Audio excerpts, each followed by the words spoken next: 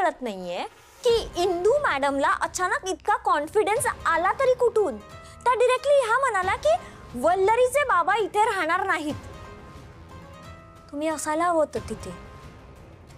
ज्या तोऱ्यात बोलल्या ना त्या, माझं तर डोकंच फिरलं होतं. बरोबरच बोलल्या ना त्या. हो म्हणजे इंदू काकी तसंच बोलणार, कारण आपल्याकडच्या चुकीच्या प्रथा परंपराच तसं शिकवतात आपल्याला. पूर्वीच्या काळी ना मुलीचे आई वडील तिच्या सासरी बसायचे सुद्धा नाहीत. कारण माहितीये, पहिल्या नातवंडाचं तोंड आपण जोपर्यंत बघत नाही तोपर्यंत मुलीच्या सासरचं पाणी प्यायचं नाही, अशी प्रथा होती. सॉरी यार प्रेरणादी, पण काय नॉनसेन्स आहे यार हे. मला नाही पटत.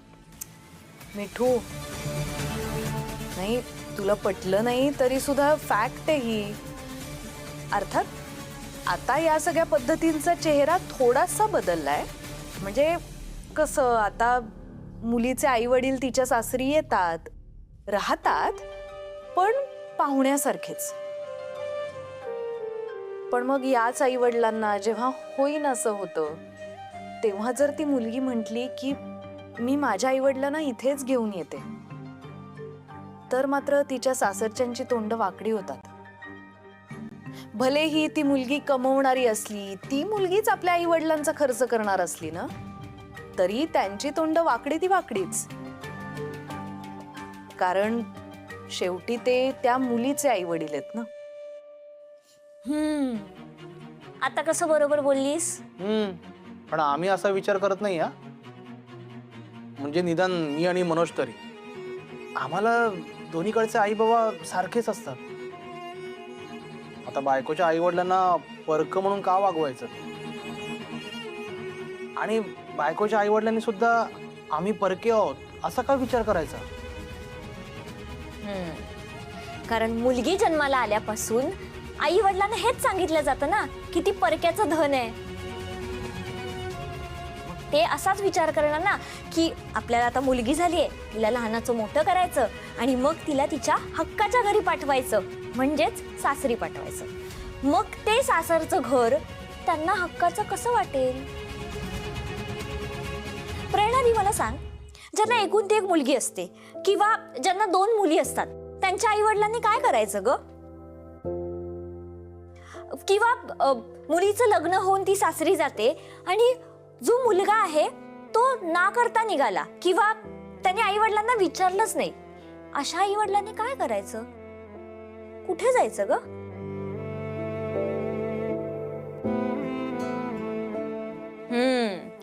आता मला कळालं की इंदू काकूंना इतका कॉन्फिडन्स आला कुठून. इंदू काकूंचं जाऊ दे, पण ॲडव्होकेट वल्लरी मनोज भांबरे यांचं काय? हा काय कॉन्फिडन्स आहे की इंदू काकू स्वतः हट्ट करतील की तात्याने इथे राहू दे? ही वल्लरी पण ना वेडी आहे. काही विचार न करता बोलते. हेच म्हणायचं ना तुम्हाला मिठूताई? कसं आहे ना, तुमच्या भाषेत सांगायचं झालं तो घी अगर सीधी उंगली से ना निकले तो उंगली टेढ़ी करनी पड़ती है. आणि आमच्या सासूबाईंच्या बाबतीत असंच काहीसं करावं लागणार आहे. म्हणूनच तुम्हा सगळ्यांना इथे बोलवून घेतलंय ना मी. म्हणजे तुझ्या डोक्यात काहीतरी शिस्त आहे. काय प्लॅन आहे सांग ना. सांगते. अजित भाऊजी, ही चिठ्ठी, यात मी खानदेशी भाषेत काही लिहिलंय. ते एकदा वाचा. तुम्हाला ते ऍक्ट करायचं.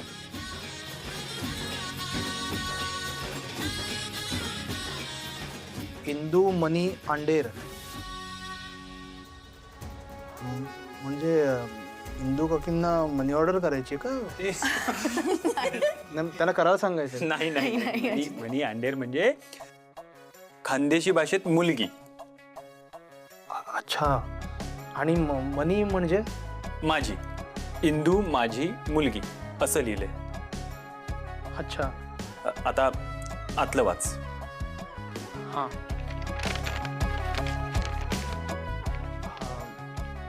इंदू बाळा मजेत शे नाव तू. अगं वल्लरी, हे काय कन्फ्युजिंग आहे. म्हणजे मी नक्की काय करायचंय?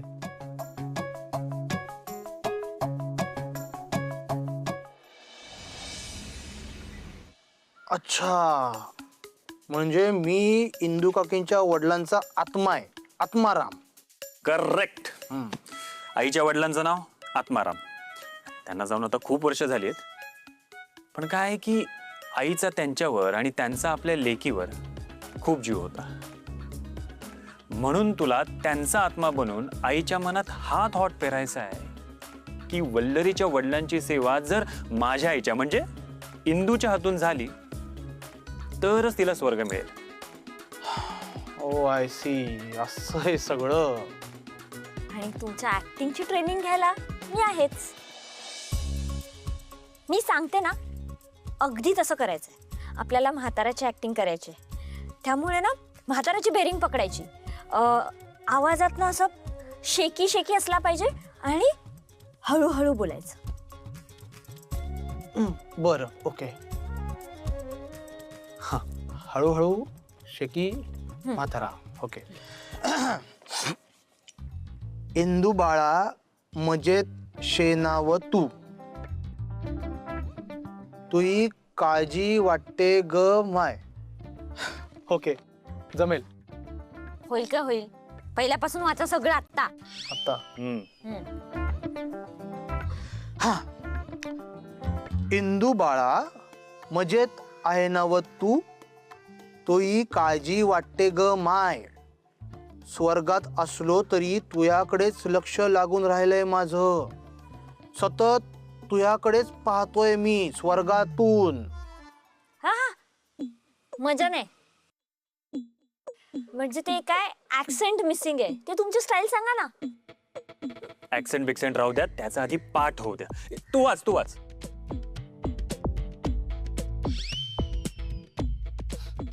असतो. तू तुझ्या सुनेला ज्या पद्धतीने ताब्यात ठेवायचा प्रयत्न करत आहेस ना, ते पाहून तुझी आई बम खुश आहे. बम बम म्हणजे गहिरी खुश आहे. गहिरी. गहिरी गहिरी म्हणजे खूप खुश आहे. खूप. गहिरी म्हणजे खूप. खूप म्हणजे बम. मी बमला आता काहीतरी पहिल्यापासून नाही वाचणार आहे मी, इथूनच वाचणार आहे. ओके. हा. अडीच आहे ना ग ती मायाजवळ. अडीच. अडीच नाही, अडीच. अडी म्हणजे इथेच आहे. अडी म्हणजे इथे. हा. छान. अडीच आहे ना ती मायाजवळ. शाबास पोरी, तुझा अभिमान वाटी लागेन. वाटी राहिला. वाटी राहिला. हा. पण एक लक्षात ठेव, जो तुला जर स्वर्गात जायचं असेल तर तुला माझी सेवा करावी लागेल. तुझ्या सुनेचे वडील आहेत ना, ते त्यांच्या शरीरातून मी तुझ्या शरीरापर्यंत पोहोचायचा प्रयत्न करणार शे. एक मिनिट पॉज. हे असं एवढं पटापट नाही वाचायचंय. समजून घ्या इमोशन्स आणि हळूहळू बोला, हळूहळू वाचा. समजून बोलतो आता. हो हो हो. हा. कुठे होतं? हा. त्यांची सेवा म्हणजेच माई सेवा. पण जर तू असं केलं नाहीस तर बाळा, तुला नरकात उकळत्या तेलात भजीसारखं तळलं जाताना मला आणि तुझ्या आईला पाहावं लागेल ग. आम्ही स्वर्गाच्या गच्चीत आणि तू नरकातल्या उकळत्या तेलात बोंबा मारत राहशील. एक म्हणून हे काय, हे वल्लरीने लिहिलंय. हो. ती असं लिहू शकते? हो. अरे बापरे, डेंजर आहे रे. तिच्यात एवढी गहिरी क्वालिटी असेल मला वाटलं नव्हतं. मला पण. वा वा, जमलंय. हा. जमलं. आता ना आपण थोडी डायलॉगची प्रॅक्टिस करूया. हा. म्हणजे बघा, डिरेक्टर म्हणून मी तुम्हाला गाईड करते. आता तुम्हाला म्हातारा व्हायचंय, त्यामुळे हळूहळू बोलायचंय आणि म्हाताऱ्यासारखं बोलायचं. चला म्हाताऱ्यासारखं बोला बघू. Rolling action. कट नाही जमणार. हे सोडणार. मस्त केलं नाही, मस्तच केलं. परत. इंदू काकी. जा जा आणि म्हातारा म्हातारा गो म्हातारा. नमस्कार. शुभ प्रभात. कसे आहात? नमस्कार ताई. या या या आतमध्ये या. कॅफेत स्वागत आहे. या या या या. दारात उभे राहून कसं खाणार? या या या. बसा. हा, हा. बसा तिथे बसा. हा हा हा हा. हा बोला काय घेणार? पावभाजी, मिसळपाव, सँडविच, मिल्कशेक, काय हवं सांगा. चिचू.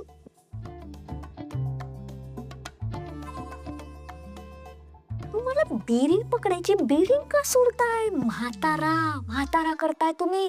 रोल विसरून कसा चालेल? कस्टमर येत ना, मग ते लक्षात नाही राहिलं. भूक लागली असेल त्यांना ना. आणि आधी केला ना म्हातारा मी. ते आले तेव्हा केला ना, मस्त केला ना. तो छान केला ना. माहिती का बेरिंग सोडली? प्रेरणा ते अजितची फुल शाळा आहे आज. मिठू डिरेक्टरच्या रोल मध्ये घुसलीये एकदम, त्यामुळे अजितचं काही खरं नाही आज. कठीण आहे ग हे. आणि मी म्हातारा नाहीये ना, लक्षात नाही राहत माझ्या. हे बघा एकदम सोपं आहे. फोकस करा, फोकस. ऍक्टिंग ना हेशी नॅचरली आली पाहिजे. आपण असं ऍक्टिंग करतोय असं वाटलं नाही पाहिजे. म्हणजे आपल्याला जेव्हा कुठला संवाद किंवा डायलॉग्स देतात ना, तेव्हा ते आपली रोजची कामं करता करता म्हणायचे. म्हणजे असं वाटतं की आपण ते कॅरेक्टर्स करतोय. आणि हे असं का करताय? का टेन्शन नाही घ्यायचं. फ्री एकदम. वाचून खाली वाटतं एकदम. कसली किती नाही, एकदम फ्री व्हायचं. श्वास घ्यायचा एकदम कॉन्फिडन्सने. हा जमेल तुम्हाला. करा आता. गो. Rolling action. इंदू बेटा, मजेशी आहे ना तू? तुझी काळजी वाटते ग माय. तुला स्वर्गातून रोज पाहत असतो आम्ही. तू तुझ्या सुनेला ताब्यात ठेवतेस ना, ते बघून तुझी माय बुम खुश आहे. मिठू ते बुम नाही, बुम आहे. मग बम खुश. बम म्हणजे गहिरी म्हणजे खूप. सोबत जमेल. प्रेरणा दे. हे यार वल्लरीने इतका प्लॅन केलाय खरा, पण तो सक्सेसफुल होईल काय? नक्की होईल सक्सेसफुल. आपली वल्लरी वकील आहे ना, वकिलांना सायकोलॉजीचा अभ्यासही करावा लागतो. त्यात इंदू काकींची सायकोलॉजी तर कोळून प्यायली आहे ती. त्यामुळे त्यांना काय पटेल काय नाही पटणार हे तिला चांगलंच माहिती. म्हणून या बाबतीत ना आपण तिच्या कन्व्हिक्शनवर जाऊया. प्रेरणादी कन्व्हिक्शन आहे ना मला. आमच्या इंडस्ट्रीत ना हा शब्द सर्रास वापरला जातो. ज्यादा कुछ नहीं, थोड़ा कन्विक्शन चाहिए. किती इझिली आमची इंडस्ट्री म्हटलीस ग मिठू. तू पुन्हा ऍक्टिंग करण्याचा विचार का करत नाहीयेस?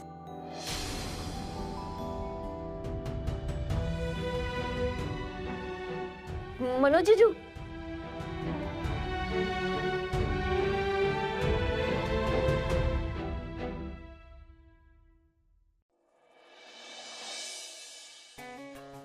मला प्लॅन समजला. पण आपण किती वेळ इथे उभं राहायचंय? फक्त 1.5 मिनिट. कारण बरोबर 8:22ला आई इथे फेरफटका मारायला येते. हा प्लॅन तिला इथेच कळला पाहिजे. बरोबर. आता जा आणि सासूबाई आल्या का ते बघून या. ओके. सक्सेसफुल होईल ना प्लॅन? वाटतंय तरी. ओके.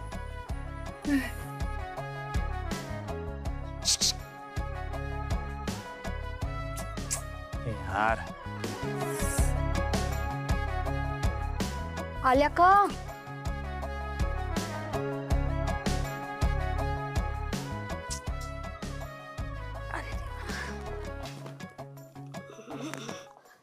देवा रे देवा.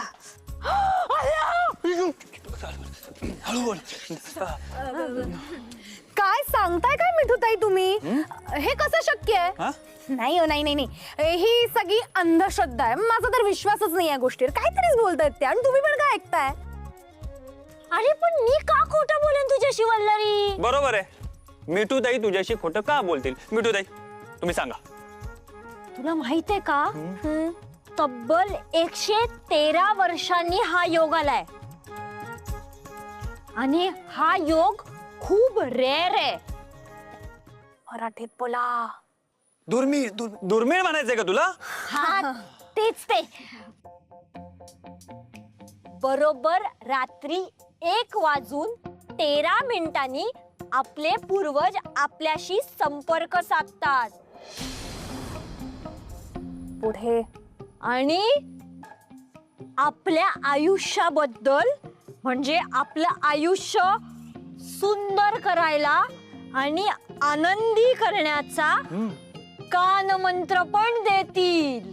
अरे वा. पण कसं देतील? कसा संपर्क करतील ते? कोण? पूर्वजांचे आत्मे मिठूताई. पण ते तर ठरलं नव्हतं ना. ठरलं होतं ना, ठरलं होतं ना. तर हा, पूर्वीचे जे पूर्वजांचे आत्मा होते हा ते आरशात दिसायचे किंवा स्वप्नात यायचे. पण आता जमाना बदललाय ना, त्यामुळे आता ते फोन करतील किंवा मेसेज करतील, काय माहित. Phone, message. काय सांगताय मिठूताई? ह्या सगळ्यावर माझा खूप विश्वास आहे हा. म्हणजे यार माझे पूर्वज त्यांच्यापैकी कोणीतरी एक माझ्या आयुष्यात येऊन मला माझं भविष्य सांगणार. अरे किती भारी आहे.